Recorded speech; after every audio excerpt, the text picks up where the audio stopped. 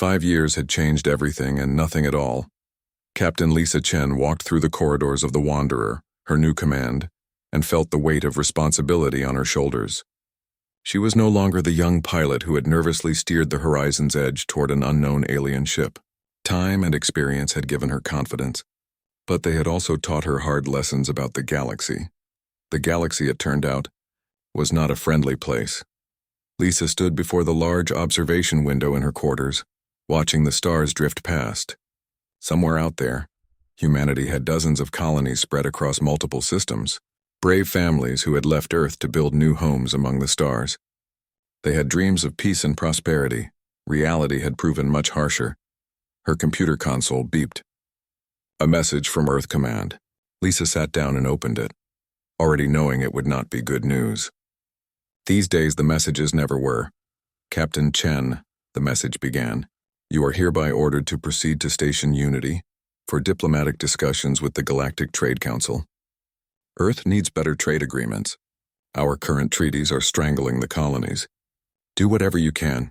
Lisa closed the message and rubbed her tired eyes. Do whatever you can. Easy words to say. Harder to accomplish when the galaxy saw humanity as weak. The journey to Station Unity took 3 days. The station was massive, a creation of a dozen different species working together. At least that was the idea.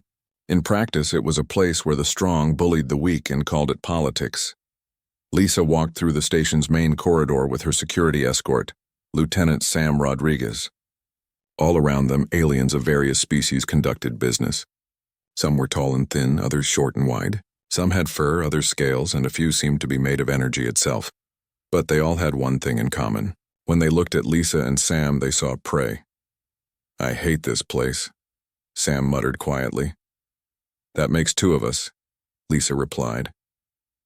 The council chamber was a large circular room with seating arranged in tiers. Each species had their section, marked by their symbols and flags. The human section was small, tucked away in a corner.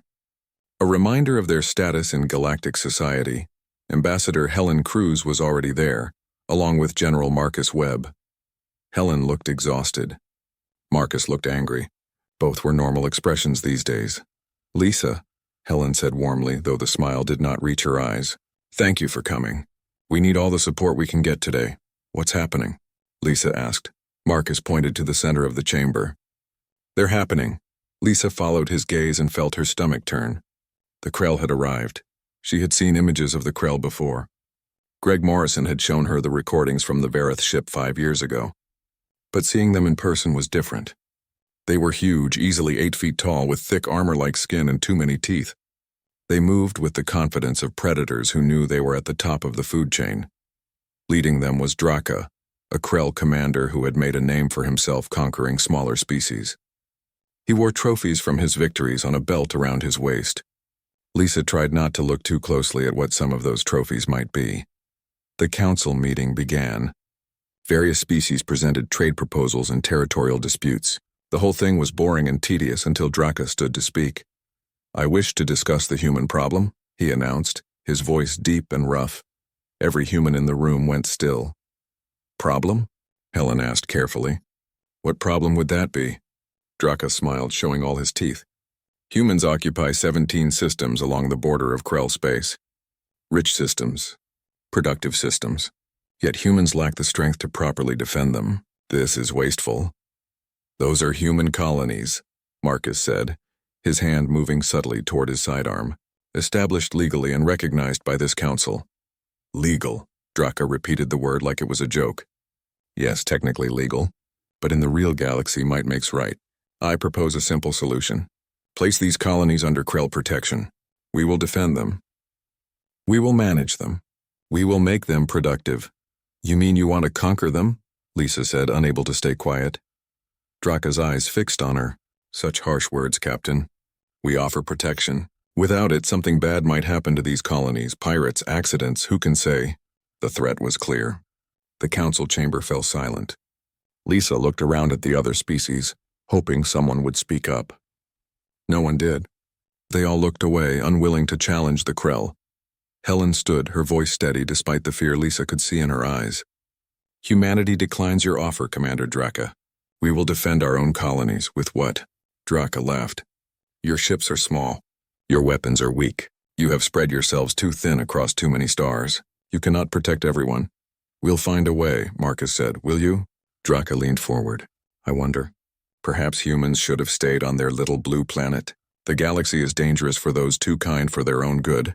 The meeting ended shortly after. Lisa walked back to the Wanderer feeling sick. Sam was quiet beside her, his hand never far from his weapon. Captain, Sam said as they boarded the ship, do you think the Krell will really attack? Lisa thought about the threat in Draka's voice. The way the other species had refused to help. The simple, brutal logic of galactic politics, yes. She said quietly, I think they will. 2 weeks later, her prediction came true. Lisa was sleeping when the emergency alarm woke her. She rushed to the bridge, still pulling on her uniform. Sam was already there, his face pale. Report, Lisa ordered. It's New Haven Colony, Captain. They're under attack. The view screen showed the nightmare. New Haven was one of humanity's farming colonies, home to 3,000 people. Most of them were families, children. Now Krell warships filled the sky above their homes, raining fire down on anything that moved. Lisa watched in horror as buildings exploded. People ran through the streets trying to find shelter. The Colonial Defense Force, just 3 small ships, tried to fight back. They lasted less than 5 minutes. Get us there, Lisa ordered. Maximum speed. Captain, we're 3 days away at full burn, Sam said. By the time we arrive, I know, Lisa said. But we have to try. The Wanderer and 5 other human ships raced toward New Haven. They all knew they would arrive too late. The message from Earth Command confirmed it 12 hours later. New Haven Colony has fallen. 3,000 dead. The Krell claim it was a misunderstanding over territorial boundaries. The Galactic Council has issued a statement of regret, but will take no action. Lisa read the message 3 times, hoping the words would change. They did not. That night she sat alone in her quarters. On her desk was a small box containing the crystalline token Jake Sullivan had given her before he retired. He had told her the story of meeting the Verith, of how they had helped without expecting anything in return. The Verith owed us a debt, Jake had said, though I told them friends don't keep score. Lisa picked up the crystal. It still glowed softly, pulsing with that steady rhythm like a heartbeat. She wondered if the Verith remembered, if they even cared. 5 years was a long time. Maybe they had forgotten the humans who helped them. Maybe humanity really was alone in a galaxy that respected only strength. The next day brought more bad news. Krell ships had been spotted near 2 more human colonies. They were not attacking yet, just watching. Waiting. The message was clear. This was just the beginning. Lisa attended a meeting with other human captains via video link. There were 20 of them, commanding every ship humanity had that could fight. Against the Krell fleet, it would not be enough. We can't win a straight fight, Admiral Patricia Holmes said bluntly. The Krell have us outnumbered and outgunned. Our only hope is that they'll back down if we make the cost too high. They won't back down, Marcus Webb said. He had been studying the Krell for months now. They see us as weak. They'll keep pushing until we break or until someone makes them stop. Then we need allies, Helen Cruz said. We need to convince other species to help us. We've tried that, Lisa said tiredly. No one wants to challenge the Krell, they're too strong. Then what do we do? Asked Captain Frank Gibson, commanding the defense fleet near Earth. Just wait for them to pick off our colonies one by one? No one had an answer. That night Lisa held the Verith crystal and made a decision. It was probably useless. The Verith had likely forgotten all about the humans who helped them 5 years ago. But she had to try. She composed a message, coding it to the frequency the Verith ship had used. She explained what was happening, how the Krell were attacking human colonies, how humanity was alone and desperate. She did not ask for help directly. That felt wrong somehow, like she was trying to collect on a debt Jake Sullivan had refused to acknowledge. Instead, she simply told them the truth. That humanity had tried to be good neighbors in the galaxy, that they had tried to be kind, and that now they were paying the price for their innocence. She sent the message into deep space, hoping it would find its way to the Verith. Hoping they would care. Then she prepared her ship for war. The Wanderer joined the fleet gathering at the frontier line, humanity's last defensive position. 15 ships total, facing a Krell invasion force of 75. The math was simple and brutal. We're going to die, aren't we? Sam asked quietly. Lisa looked at her young officer. He deserved honesty, probably, but we're going to make them remember us. The Krell came at dawn. On New Haven, the survivors of the first attack huddled in makeshift shelters. Mayor Paul Henderson had organized what was left of the colony into a resistance. It was not much. Farmers with hunting rifles, teachers with homemade explosives, a few security officers with actual training. Against Krell warriors, they had no chance. But Paul refused to give up. They think we'll just surrender, he said to the group gathered in the ruins of the town hall. They think we're weak because we're peaceful. Let's show them they're wrong. Anne Martinez, who had taught history at the colony school, stood beside him. Most of her students were dead now. The ones who survived hid in the basement of her house, which had somehow remained standing. She held a rifle she barely knew how to use. What's the plan? She asked. Paul looked at the map spread on the table. The Krell have set up a command post in the old processing plant. If we can hit their communications, maybe we can buy some time. Time for what? Asked Kevin Pierce, an engineer who had lost his entire family in the first attack. No one's coming to help us. Maybe not, Paul admitted. But we owe it to everyone we lost to try. In orbit above New Haven, Captain Lisa Chen watched 3 more Krell warships drop out of hyperspace. They were taking their time now, confident in their victory. The human defense fleet had been scattered. 5 ships destroyed, the rest fleeing to regroup. The Wanderer was damaged, 1 engine barely functioning and shields at 20%. Sam Rodriguez worked frantically at his station, trying to keep systems online. Around them, the 2 remaining human ships were in even worse shape. Captain, we've got incoming, Sam called out. 3 Krell fighters heading our way. Lisa's hand tightened on her command chair. This was it, the end. They had fought well, but it had not been enough. It was never going to be enough. All power to forward shields, she ordered. If we're going down, we're taking some of them with us. The Krell fighters opened fire. The Wanderer shook violently. Alarms blared. One of the other human ships exploded in a ball of fire. Lisa watched friends die and felt rage burn through her fear. Then space itself seemed to tear open. The energy signatures appeared on Sam's screen all at once. Dozens of them. So many the computer could not count them all. Massive ships dropped out of hyperspace in perfect formation. Ships that pulsed with bioluminescent light. Ships with crystalline hulls that reflected the stars. Oh my God, Sam whispered. The Verith had arrived. There were not just a few ships. There were hundreds. A full war fleet. The kind of force that species across the galaxy spoke about in whispers. The Verith rarely showed their true military might, preferring to remain neutral in galactic conflicts. But when they did fight, everyone remembered why it was a bad idea to make them angry. The lead ship was enormous, 3 times the size of the largest Krell warship. Its hull shifted colors in waves, bright gold and fierce blue. A communication came through, overriding all other signals. Human vessels, this is Admiral Melody of the Verith Armada. Maintain your position. We will handle this. Lisa felt tears stream down her face. It's her. The one Jake Sullivan saved. She remembered. Before she finished speaking, the Verith fleet opened fire. It was not a battle. It was a lesson. Verith weapons cut through Krell shields like they were not there. Their ships moved with impossible grace, dancing through space in formations that seemed more like art than warfare. Energy beams of pure light struck Krell vessels, not destroying them but disabling them with surgical precision. The Krell fleet, which had seemed so overwhelming moments ago, suddenly found itself outmatched and outnumbered. Draka's flagship tried to run. It made it less than a mile before 3 Verith cruisers surrounded it, trapping it in a cage of energy fields. This is Admiral Melody to all Krell forces. Her voice rang out across every channel. Your attack on humanity ends now. Power down your weapons and prepare to be escorted out of this system. If you resist, we will not be so gentle. On the surface of New Haven, Paul and his resistance fighters watched the sky light up with weapons fire. They had been moving toward the Krell command post when the shooting started.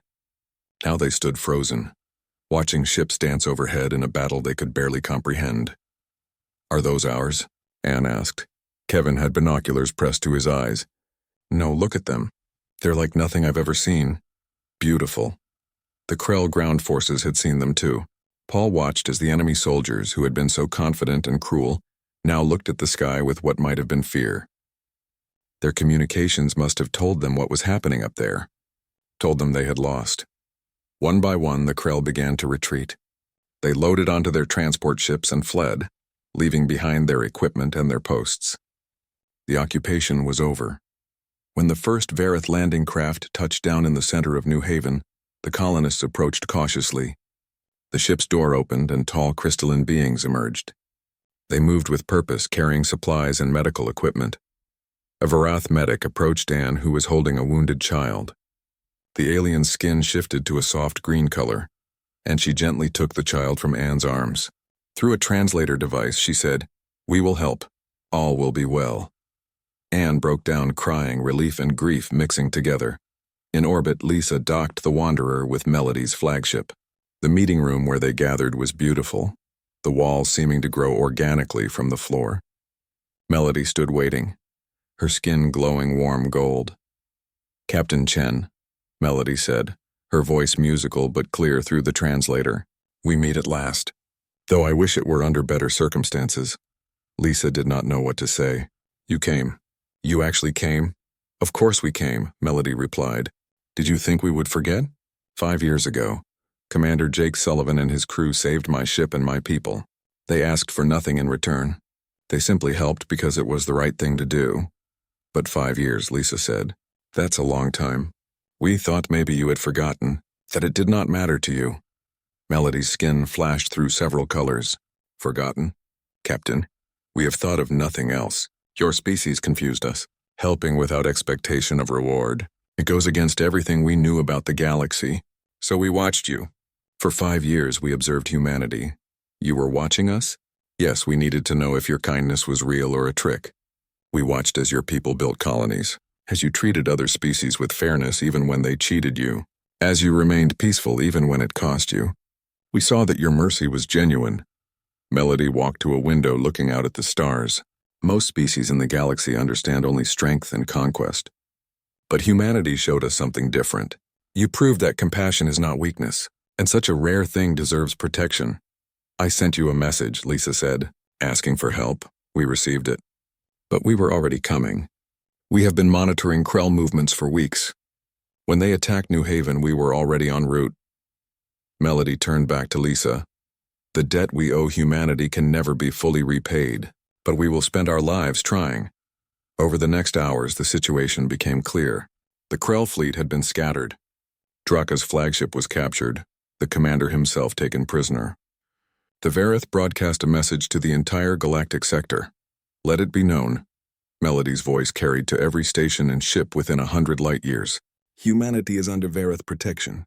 Any act of aggression against them will be considered an act of aggression against us. Any species that harms them will face our full military response. This is not a negotiation. This is a promise the galaxy heard, and the galaxy understood." On Earth, Jake Sullivan sat in his small house and watched the news reports. His old crew had called him, excited and emotional. They could not believe the Verith had remembered, that their small act of kindness 5 years ago had led to this. But Jake was not surprised. He had looked into Melody's eyes that day. He had seen something in her that transcended species and language. He had seen someone who understood the value of mercy. A message arrived on his personal terminal. It was from Melody herself. "Commander Sullivan," it read.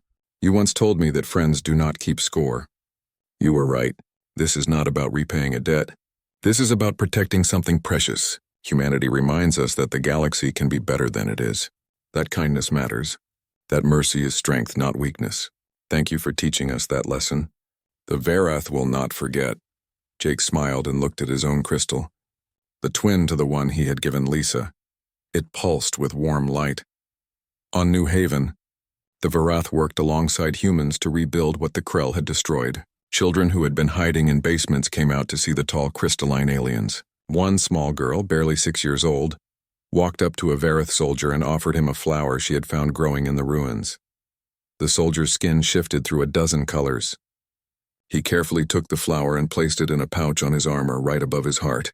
Through his translator, he said, "I will treasure this always." Anne Martinez watched the scene and felt something she had not felt since the attacks began. She felt hope. In the command center of her flagship, Melody reviewed reports from across human space. Other species were already adjusting their behavior, treating humans with new respect. Some because they admired the human-Verith bond, others because they feared Verith retaliation. Commander Jake Sullivan stared at the view screen with growing concern. The object floating in the darkness of space was unlike anything he had ever seen. It was huge, easily 3 times the size of his small exploration ship, the Horizon's Edge. But what caught his attention was not its size. It was the way it seemed to pulse with a faint, dying light. "What is that thing?" asked Lisa Chen from the pilot's seat. Her hands moved across the controls, keeping their ship at a safe distance. "I have no idea," Jake replied. "Greg, run a scan. Tell me what we're looking at." Greg Morrison, the ship's engineer, worked quickly at his station. His fingers danced over the console as data streamed across his screen. "It's a ship, sir, but not human. The design is completely alien. And there's something else. I'm picking up life signs inside." Jake felt his heart beat faster. This was it.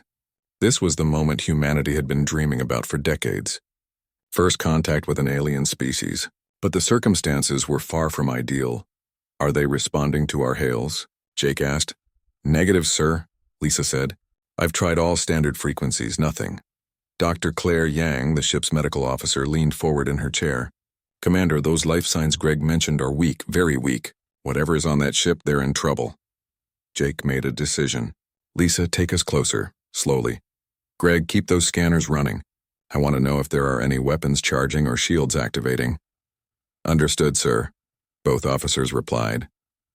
As the Horizon's Edge moved closer to the alien vessel, more details became visible. The ship's hull was strange. It looked almost organic, like it was grown rather than built. Colors shifted across its surface in slow fading waves. Beautiful blues and purples mixed with sickly greens and grays. Parts of the hull were torn open, exposing the interior to space. "They were in a battle," Greg said quietly. "A bad one." "Commander, I'm detecting atmosphere venting from multiple breaches," Lisa reported. "If we don't do something soon, everyone on that ship will be dead within the hour." Jake looked at his small crew. 3 people plus himself. They were scientists and explorers, not soldiers or rescue workers. But they were all humanity had to offer at this moment. "Suit up," Jake ordered. "We're going over there." Lisa turned in her chair. "Sir, we don't know anything about these aliens. They could be hostile. This could be a trap." "It could be," Jake agreed. "But those life signs are real. Those are living beings dying over there. We didn't come all the way out here to ignore the first aliens we meet just because we're scared." 20 minutes later, Jake, Claire, and Greg floated through the void between the 2 ships. Their magnetic boots clanked against the alien hull as they found a breach large enough to enter. Inside, emergency lighting flickered weakly. The air was thin but breathable according to their suit sensors. The interior of the ship was as strange as the outside. Corridors curved in ways that made no geometric sense. The walls themselves seemed alive, pulsing weakly like a dying heartbeat. They followed the life sign readings deeper into the vessel. They found the first alien in what looked like a medical bay. The creature was tall, easily 7 feet, with skin that appeared crystalline. It shifted colors slowly, moving from deep blue to pale gray. The alien was badly wounded, a large piece of debris pinning it to the floor.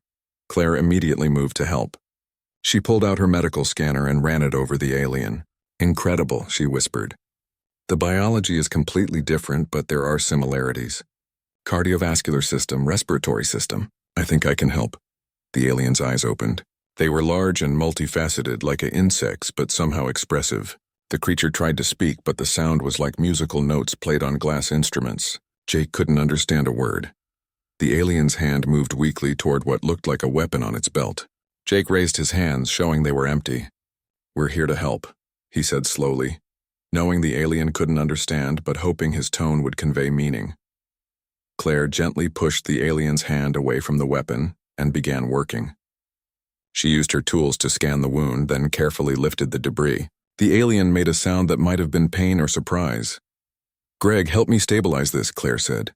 Together, they worked to stop the bleeding and wrap the wound with medical supplies from their kits. They found more aliens as they moved through the ship. Some were dead, their crystalline skin gone dark and gray. Others were injured but alive. Jake and his crew worked tirelessly, using everything they had to help. They shared their oxygen, their medical supplies, their water. Greg managed to patch some of the hull breaches and restore partial power to key systems. Hours passed. Jake lost count of how many aliens they treated.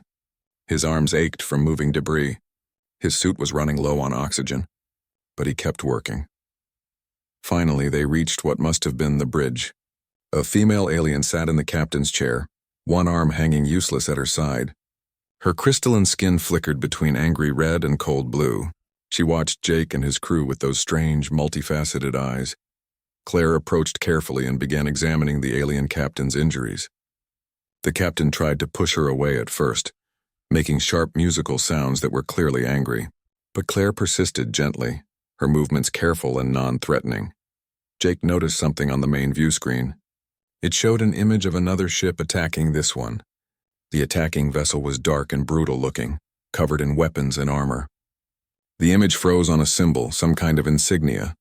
Greg came up beside him. I managed to access some of their logs. That symbol belongs to a species called the Krell. From what I can piece together, they're bad news, conquerors. This ship tried to fight them off but was overwhelmed. The alien captain made another sound, softer this time. She reached out and touched a control. A hologram appeared showing the attack in detail. The Krell ships had outnumbered the aliens 3-1. It had been a massacre. Claire finished treating the captain's arm. The alien looked down at the bandage, then up at Claire's face visible through her helmet. For a long moment they simply stared at each other. Then the captain's skin shifted to a warm golden color. More aliens began arriving on the bridge, those healthy enough to move. They all stared at the humans with what Jake hoped was curiosity rather than hostility. The captain stood, wincing slightly, and approached Jake. She was tall, looking down at him from her full height. She placed her hand over her chest and made a sound like wind chimes. Then she pointed at Jake, clearly asking for his name. Jake, he said, pointing to himself. Jake Sullivan. The alien tried to repeat it, the sounds coming out strangely musical but recognizable. Then she pointed to herself and made that wind chime sound again. I'm going to call you Melody, Jake said with a small smile. I hope that's okay. Melody tilted her head, then her skin shifted to warm gold again. She reached to her belt and removed a small crystalline object. It glowed softly with inner light. She pressed it into Jake's hand and wrapped his fingers around it. Greg's translator program had been running since they arrived, analyzing the alien language. It beeped suddenly. Rough broken words appeared on Greg's display. Debt, honor, owe, life. Jake looked at the crystal, then back at Melody. We don't want payment, he said. We helped because it was right, because you needed help. The translator worked slowly, converting his words. When Melody heard them, her skin flashed through a dozen colors. She made a long, complicated musical sound. The translator took a moment, then displayed not understand. Help without gain, strange. Dangerous thinking, but good. Remember humans. Remember kindness. Jake and his crew returned to the horizon's edge several hours later. They had done everything they could. The alien ship would survive long enough to reach help. As they pulled away, Melody stood at the view screen watching them go. Her hand was pressed against the glass and her skin glowed bright gold. Think we'll see them again? Lisa asked as they jumped to hyperspace. Jake looked at the crystal in his hand. It was warm to the touch and pulsed with a steady rhythm like a heartbeat. I don't know, he said honestly, but I hope so. He had no way of knowing that this simple act of mercy would change everything.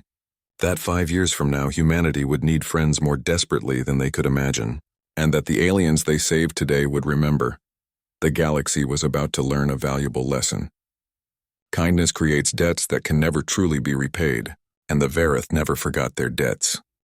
The story spread like wildfire across the galaxy. In a small trading post on the edge of known space, a young merchant named Zix heard it from a Verith trader. They sat in a dimly lit bar sharing drinks that glowed different colors. You want to know why the Verith protect the humans? The Verith trader asked, her skin shifting to a storytelling blue. I will tell you. She spoke of a damaged ship floating in the void, of a small human crew who found it and decided to help, even though they knew nothing about the aliens inside, even though it could have been a trap, even though they had nothing to gain. They used their own supplies, the trader said, their own oxygen. They worked for hours to save beings they had never met, and when my people offered payment, the humans refused. They said helping was simply the right thing to do. Zix listened in amazement. But everyone wants something. That's how the galaxy works. That's what we thought too, the trader replied. That's why we watched them for 5 years. We had to know if their kindness was real. And it was. Every day and every interaction, humans chose mercy over profit, chose peace over power, so the Verith owe them a debt. No. The trader's skin flashed bright gold. This is not about debt. This is about finding something rare in the universe, something worth protecting. The Verith will die before we let harm come to humanity, not because we must, but because we choose to. Zix thought about this long after the trader left. The story changed how she saw the universe. On Earth, Ambassador Helen Cruz found her job had become much easier and much stranger. Species that had ignored humanity's messages now responded within hours. Trade agreements that had been rejected were suddenly approved. Territorial disputes were settled in humanity's favor. She sat across from a delegation of Quellan diplomats, the same species that had once tried to cheat humanity out of mining rights to 3 systems. Now they were offering those same systems as a gift. This is very generous, Helen said carefully. But why the sudden change? The lead Quellan diplomat's tentacles twitched nervously. We have heard about your alliance with the Verith. We wish to repair our previous errors in judgment.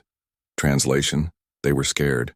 The Verith had made it clear that humanity was protected. Nobody wanted to be the species that tested that protection.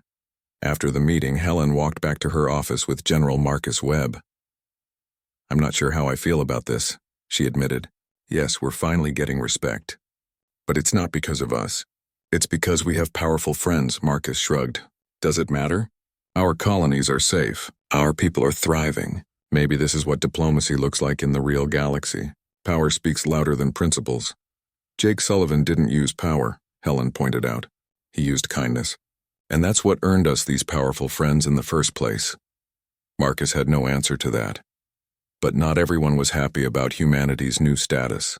On the Krell homeworld, in the dark halls of their war council, commanders gathered to discuss their humiliation.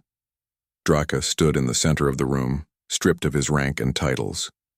The attack on New Haven had been a disaster. The Verith had made fools of the Krell, showing the galaxy that the mighty conquerors could be stopped. This is humanity's fault, Draka growled. They used deception to win Verith favor. They pretended to be weak and kind, then called their powerful friends when we tried to claim what should be ours. The Verith say the humans earned their protection through genuine mercy, another commander pointed out. Lies, Draka spat. There is no such thing as genuine mercy. Everyone wants something. The humans are manipulators, nothing more. They have made the Verith weak and soft. The War Council debated for hours. Some agreed with Draka. Others argued that the Krell should avoid humanity and the Verith entirely. But they all agreed on one thing. The human-Verith alliance was an insult to the natural order of the galaxy. The strong should rule. The weak should serve or die. That was the way things had always been. Humanity's survival through kindness rather than strength was an affront to everything the Krell believed. We will have our revenge, Draka promised. Someday, somehow, we will show the galaxy that mercy is weakness, and we will make humanity pay for their deception. Meanwhile, across human space, life was changing in ways both big and small. Captain Frank Gibson commanded a new joint defense initiative. Human officers trained alongside Verith warriors, learning tactics and strategies from a species with thousands of years of military experience. At the same time, the Verith learned from humans about creativity and adaptability in combat. Your people think differently, a Verith instructor told Frank during a training exercise. We follow proven patterns. You improvise, sometimes badly but sometimes brilliantly. It is fascinating, Frank laughed. That's humanity for you. We make it up as we go. The cultural exchange went beyond military matters. Human artists collaborated with Verith musicians, creating harmonies that had never existed before. Human chefs learned to prepare Verith cuisine and vice versa. Children of both species attended schools together, learning each other's languages and customs. On the colony world of New Earth, a Verith named Harmony chose to stay after her military tour ended. She opened a small shop selling crystalline art pieces, each one glowing with inner light. The local humans welcomed her warmly, and she found herself becoming part of the community. Why did you stay? A human neighbor asked her one day. Harmony's skin shifted to thoughtful purple. Because I wanted to understand. You humans are strange to us. You care about individuals, not just the collective. You laugh at danger. You dream impossible dreams and then try to achieve them. I wanted to know what it feels like to be human. And, and I think I understand now. You choose hope even when logic says there is none. You choose kindness even when cruelty would be easier. It is exhausting and wonderful at the same time. The story of humanity and the Verith became a legend told across the galaxy. Different species interpreted it in different ways. The peaceful species saw it as proof that mercy could triumph over might. The aggressive species saw it as an exception to the rule. The cynical species insisted there must be some hidden agenda, some secret benefit the humans gained. But those who met humans in person began to understand that the story was simply true. Humanity was genuinely kind. Not perfectly, not always, but consistently enough that it defined them. On Earth, Jake Sullivan received visitors almost daily. Reporters wanted interviews. Historians wanted his story for the archives. Young officers wanted to hear about the first contact. One day, a reporter named Michelle Carter arrived at his door. She was young and eager, recording everything with her digital pad. "Commander Sullivan," she said, "people call you the man who changed the galaxy. How does that feel?" Jake smiled tiredly. He was old now, his hair gray and his movements slow. "I didn't change anything, Michelle. I just did what anyone should do. I saw people in trouble and helped them. But most species wouldn't have helped. That's what makes the story amazing." "Then that's sad," Jake said. "It should be normal to help." "It shouldn't be amazing. The fact that it is tells you something about the galaxy we live in." Michelle leaned forward. "Do you think humanity changed the Verith? Made them more compassionate?" "No," Jake said firmly. "The Verith were always capable of compassion. We just showed them it was okay to act on it. That mercy doesn't make you weak, it makes you strong. Strong enough to protect what matters." The interview was broadcast across human space and translated into dozens of alien languages.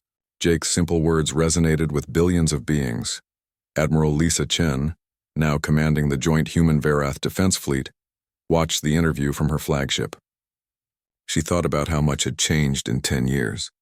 How a single act of kindness had created ripples that spread across the galaxy. Her flagship, the Unity, was a symbol of that alliance. Half human design, half Verith biotech, it represented the best of both species. The crew was mixed, humans and Verith working side by side.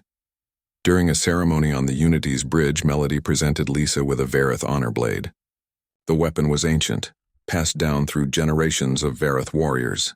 Giving it to an outsider was unprecedented.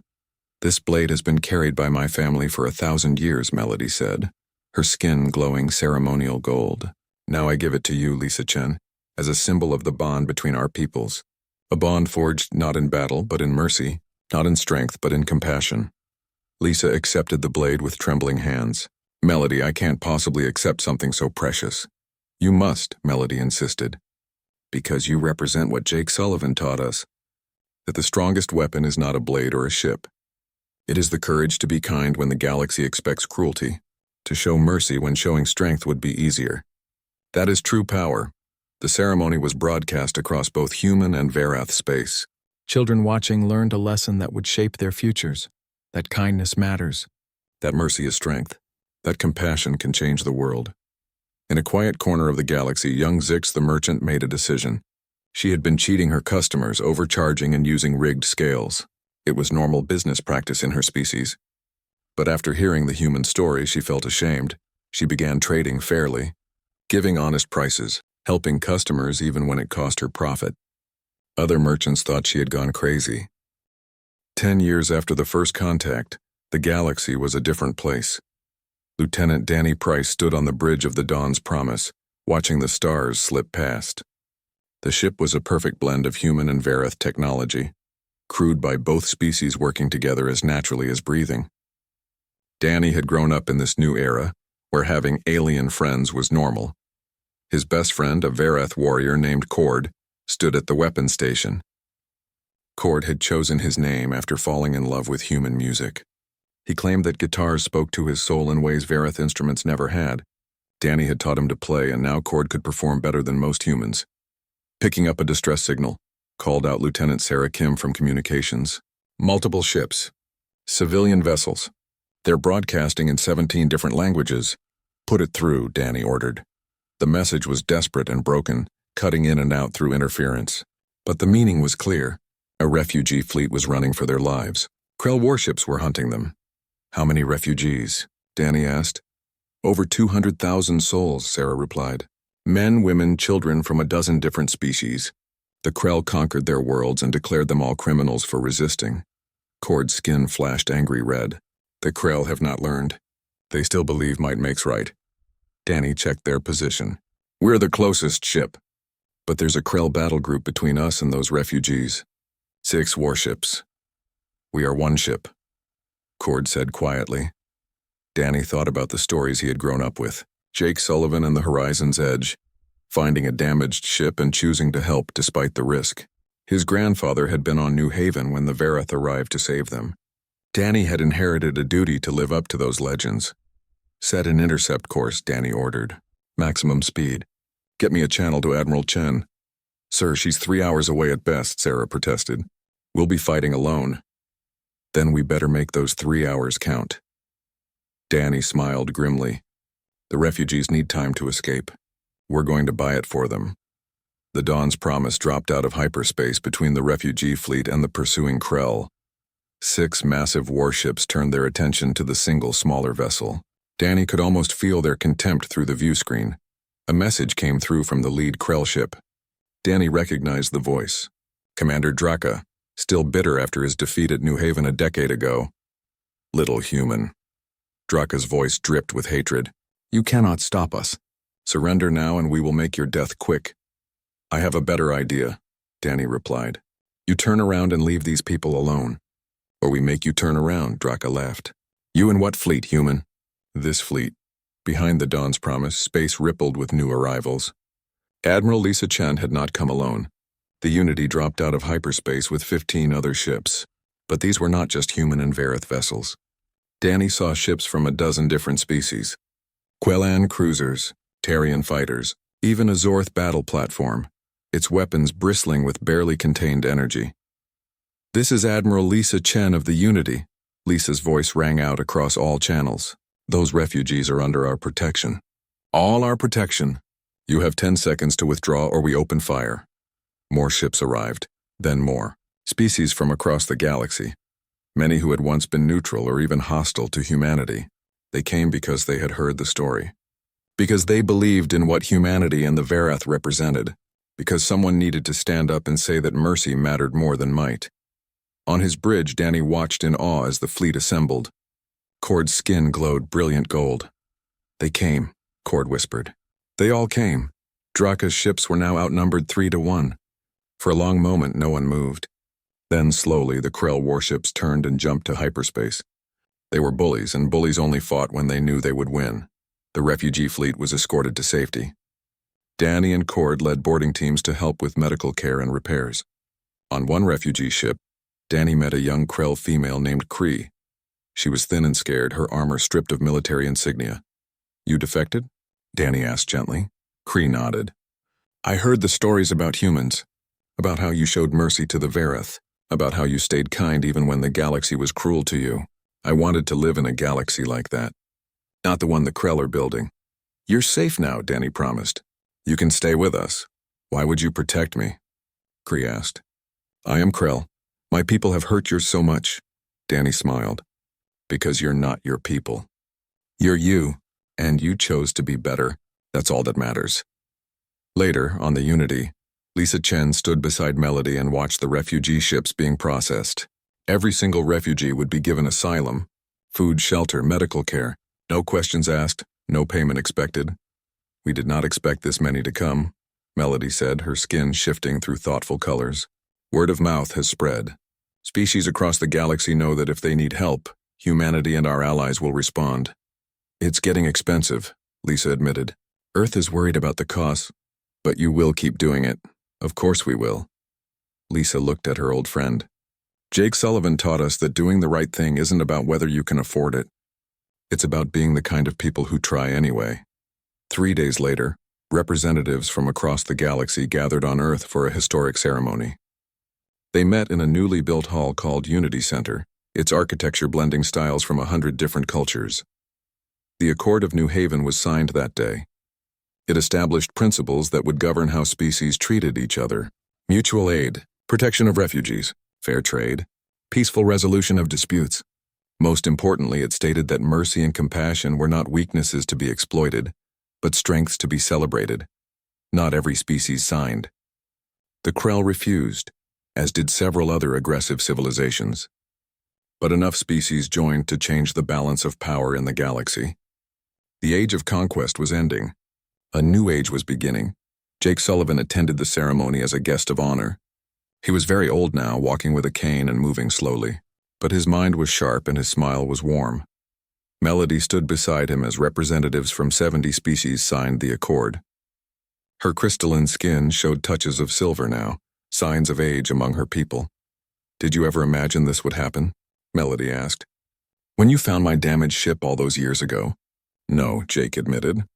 "I just saw people who needed help. I didn't think about changing the galaxy. I just thought about doing what was right in that moment." "That is what makes it so powerful," Melody said. "You did not help us for glory or reward. You helped because your species cannot look at suffering and turn away. That simple instinct changed everything." The ceremony concluded with speeches from various leaders, but the most moving moment came from an unexpected source. Young Cree, the Krell defector, had asked to speak. She stood before the gathered representatives, small and nervous but determined. "I am Krell," she said, her voice shaking. "My people are known for cruelty and conquest. We are taught from birth that mercy is weakness, that only the strong deserve to survive. I believed this for many years." She paused, gathering courage. "Then I heard a story about a human crew who found a damaged alien ship. They did not know if the aliens were dangerous. They did not know if they would be rewarded. But they helped anyway. They shared their supplies, risked their lives, and asked for nothing in return. That story confused me. In Krell culture, such behavior is seen as stupid. But I could not stop thinking about it. What kind of species helps strangers? What kind of people choose mercy over self-interest? So I defected. I left my people and my world behind. And I found my answer. Humans are not stupid for being kind. They are brave. They are strong enough to be gentle, powerful enough to be merciful, and they inspired other species to be better. I stand here today as proof that the Krell way is not the only way, that even those of us raised in cruelty can choose compassion. The humans taught the Verith taught others, and now perhaps someone can teach the Krell." The hall erupted in applause. Lisa Chen watched with tears in her eyes. This was what it was all about. Not just protecting humanity, but showing the galaxy a better path. That evening, a small private gathering was held. Jake, Lisa, Melody, and a few others sat together sharing drinks and memories. "Do you remember what you told me?" Melody asked Jake. "When I tried to give you that crystal as payment." "I said friends don't keep score," Jake recalled. "I did not understand then. In Verith culture, debts must be repaid. Honor demands it. But you showed me something deeper. That the best friendships are not transactions. They are choices we make every day to care about each other." Cord, who had been invited to the gathering, raised his glass. "I propose a toast. To Jake Sullivan, who taught the galaxy that mercy is not weakness. To humanity, who showed us that kindness can change the world. And to the Verith, who had the wisdom to learn." They drank together. Friends from different species united by a common belief in compassion. Later that night, Lisa walked through the Unity Center alone. The walls displayed images from the past decade. Jake helping the Verith, the battle at New Haven, the refugee rescue, the signing of the Accord. Each image told part of the larger story. She stopped at one particular image. It showed the crystalline token that Jake had been given so long ago.